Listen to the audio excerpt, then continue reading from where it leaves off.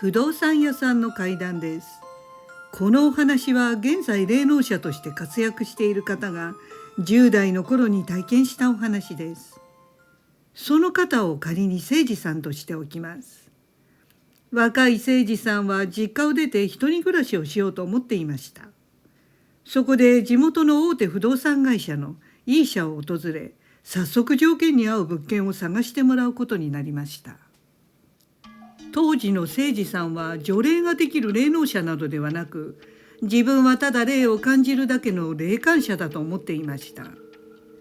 司さんの家系はどなたも霊感が強く、霊の多いところではアレルギーのように敏感に反応するので、物件選びは慎重に行う必要がありました。これがとにかく誠司さんにはめんどくさいことだったそうです。ですからいつも霊感アンテナをフル活用して霊的雰囲気の良い物件を探さなくてはなりませんでした。誠司さんの担当に就いた従業員は丁寧な年配の女性で、早速誠司さんは希望する条件を細かく伝えたそうです。駅から何分以内、2K 以上のバストイレ付きなどなど一通り伝えた後に、誠司さんはそれとあと一つ重要な条件があります。僕は霊感が強いので自爆霊がいるところはパスですと言いました。すると女性従業員は一瞬驚いたような顔をして、そうなんですね。それはお客様ご自身で霊がいるかどうかわかるんですかと聞いてきました。誠司さんは、はい、わかります。ですから無理だと思ったらはっきり言いますからと返答したそうです。この条件は実は私たち不動産屋にとって決して軽視できないことなんです。この女性従業員も少なからず物件で起こる不思議な体験や噂をいろいろ聞いていたはずで、誠司さんの要望を難なく承諾したのだと思います。早速女性従業員は誠司さんの条件に合う物件がないか検索してくれました。しばらくの間パソコンのカーソルで画面を進めていき、丁寧に探しているようでした。そしてマウスの手を止めて、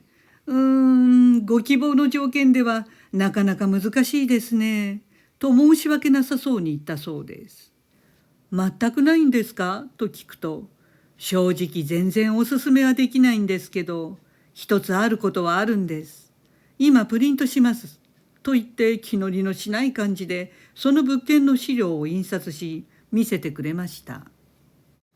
さてその物件ですが、築年数がかなりいっている古いアパートでよくあるオンボロ物件でした。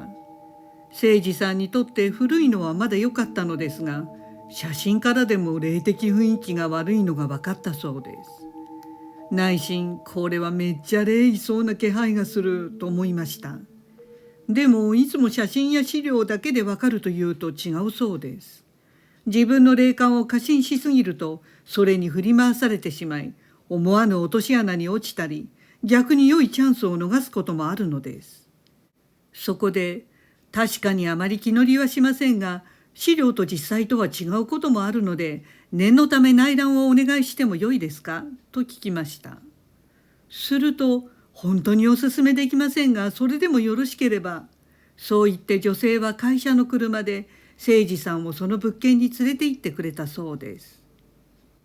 さて物件に到着し、車がアパートの正面に止まりました。それは誠司さんが思った通りでした。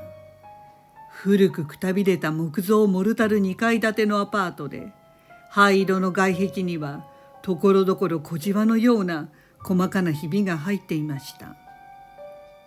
霊的雰囲気が良くない上、治安も悪そうで、入居者同士の人間関係もギスギスしていそうな暗く険のある雰囲気が漂っていました。誠司さんの様子を見て女性従業員がどうなさいますかと聞いてきました。誠司さんはせっかくここまで来たので内覧していきますと答え、2人は車を降り目的の202号室に行くことにしました。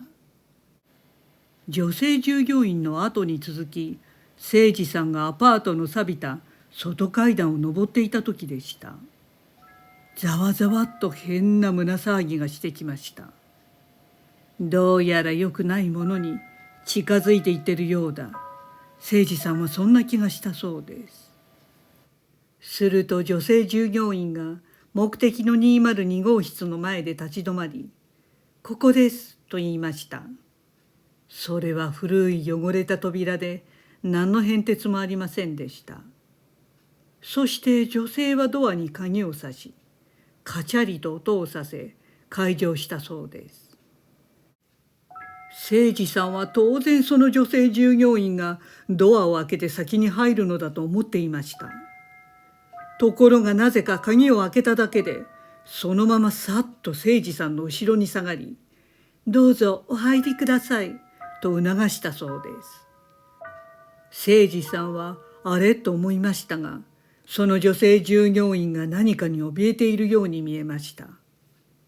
その様子を見て誠司さんはとても嫌な予感がしたのですが、ここまで来たのだからと思ったそうで、そっとドアノブに手をかけました。その瞬間、誠司さんの脳裏に見たこともない映像が飛び込んできたそうです。その映像ではドアを開けている自分がいて、そこには古びた台所があり、その先には襖が見え、襖の向こうには暗い和室が見えました。そしてその和室には布団が敷いてあり、その上に一人の男性が立っています。40代半ばぐらいの作業着を着たがっちりした体の男性で、寂しそうに羨ましそうに誠司さんの方を見ています。そして、もっと生きたかった。こんな死に方は嫌だった。もっと幸せになりたかった。一人は寂しい。生きている人が羨ましい。そんな感情がまとまって一つの情報として一瞬に誠司さんの頭に流れ込んできました。それで誠司さんは分かったそうです。ああ、この部屋で病死した男性だ。入居してきた人に取り付く気満々じゃないかと思いました。誠司さんはドアを開けずにそのままそーっとドアノブから手を離したそうです。そして「すみません、やっぱりやめます」と言うと、女性従業員は慌てて「はい」と悲鳴に近い声で返事をしました。そして素早く鍵をかけ直し、飛ぶような勢いで真っ先に階段を駆け下りていったそうです。誠司さんも急いで階段を降りると、女性はすでに車に乗っていました。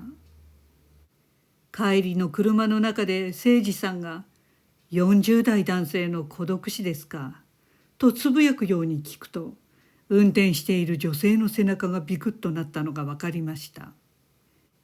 女性従業員は「やっぱりお分かりになるんですね」とわずかに上ずった声で返答しました。